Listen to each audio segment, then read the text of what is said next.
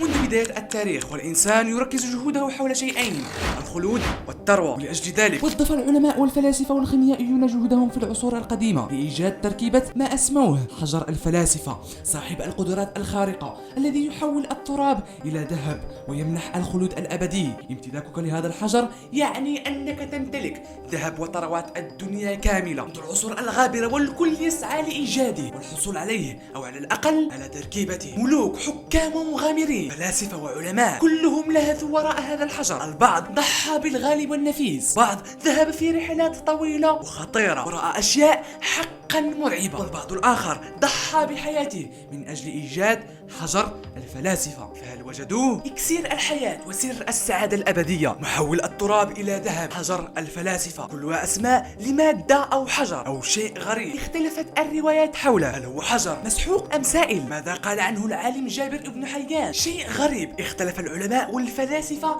في تحديد ماهيته شكله، لكن اتفقوا على شيء واحد: أن هذا الشيء يمتلك قدرات خارقة، وأنه من المحتمل أن شخصا واحد حصل عليه. هل هو قارون؟ حجر بقدرات خارقة. ارتبط اسمه بعلم أكثر إثارة للجدل، علم الخيمياء. وفق الباحثين والروايات هذا الحجر يمتلك قدرات رهيبة في تحويل المعادن الرخيصة والتراب إلى الذهب، والبعض قال بأن هذه المادة أو هذا الحجر أو هذا المسحوق يمنح الشباب الدائم الخلود الأبدي. روايات أخرى تقول أن قوم عاد بنوا مصانع لإنتاج هذا الحجر مصداقا للآية التي تقول: وتتخذون مصانع لعلكم تخلدون. جابر بن حيان واحد من أشهر العلماء العرب، برع في علم الكيمياء والفلك والهندسة وعلم المعادن والفلسفة والطب. قام العالم ابن حيان بتحليل خواص العناصر الأربعة بحسب أرسطو، مؤكدا وجود 4 خواص أساسية: الحر، البرودة، والجفاف، والرطوبة. وأشار إلى أن المعادن هي خليط من هذه العناصر الأربعة: 2 داخليان يكونان الجوهر، وآخران خارجيان يشكلان المظهر. خلص إلى استنتاج مفاده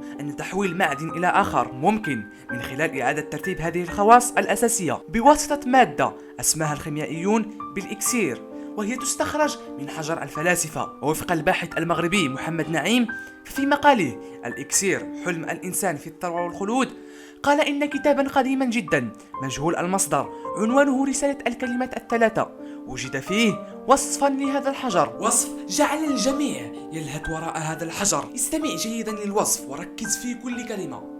جاء في الكتاب: يجمع حجر الفلاسفة في ذاته كل الألوان، فهو أبيض وأحمر وأصفر وأزرق وأخضر، وأكثر من هذا فهو يتضمن كل العناصر الأربعة، لأنه سائل، هوائي، ناري، وترابي، وأن الحرارة واليبوسة هي ما يكونان الخصائص الخفية لهذا الحجر، بينما البرودة والرطوبة تشكل خصائصه الظاهرة. وعلى مر العصور بحثت أذكى العقول في التاريخ في العالم العربي والغربي عن حجر الفلاسفة، منهم روجر بويل أبو الكيمياء الحديثة، وإسحاق نيوتن الذي اكتشف في سنة 1940 عن أوراق كان يدون فيها محاولاته لإيجاد هذا الحجر. تاريخ البحث عن إكسير الحياة أو حجر الفلاسفة يعود لآلاف السنين، حيث كانت هذه المفاهيم تشغل تفكير البشر منذ العصور القديمة. تمتد هذه الفكرة إلى العديد من الحضارات القديمة، منها الحضارة المصرية في القرن الثالث قبل الميلاد. يعتقد أن فكرة إكسير الحياة نشأت في مصر القديمة وبلاد ما بين النهرين، حيث كان الناس يبحثون عن وسيلة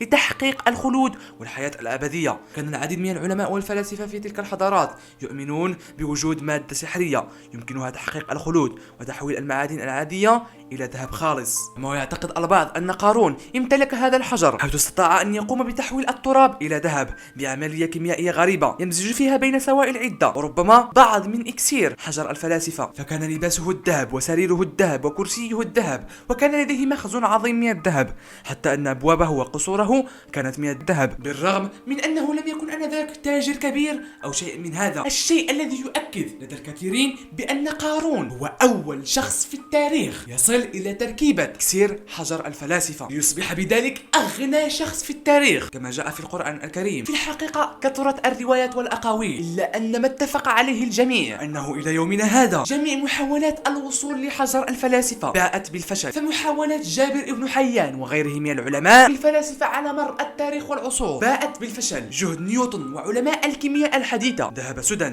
بعد أن تبين في العصر الحديث أنه ليست هناك طريقة كيميائية تحويل نواة ذرة عنصر إلى عنصر آخر، تحويل ذرة التراب إلى ذرة ذهب. وكل ما استطاع علماء الكيمياء الحديثة فعله وترتيب الذرات لتكوين مادة جديدة. لكن لا تفقدوا الأمل، فقد وجد عالم في سنة 1980 الشعلة والشرارة التي لربما ستوصلنا لهذه المادة التي جننت العلماء والفلاسفة عبر التاريخ. حيث يذكر أن العالم ديفيد مورسي تمكن في سنة 1980 بعد محاولات بدأت من مئات وآلاف القرون من تحويل عنصر الليزموت إلى ذرات ذهب، وذلك من خلال تجربة كيميائية معقدة بتسريع حزمة من نواة الكربون النيون إلى سرعة قريبة من سرعة الضوء، ثم ضربها بدقائق من عنصر الليزموت. إلا أن التجربة استمرت ليوم كامل من أجل إنتاج بضع ذرات من الذهب، وبلغت تكلفة الساعة الواحدة من هذه التجربة 6000 دولار. لكن وفي رأيي الشخصي، مع بزوغ وظهور علم الطاقة النووية وما رافقها من ازدهار في علوم الفيزياء والكيمياء وعلم الجسيمات متناهية الصغر، ربما قد نكون اقتربنا من تحقيق الخطوة الأولى للوصول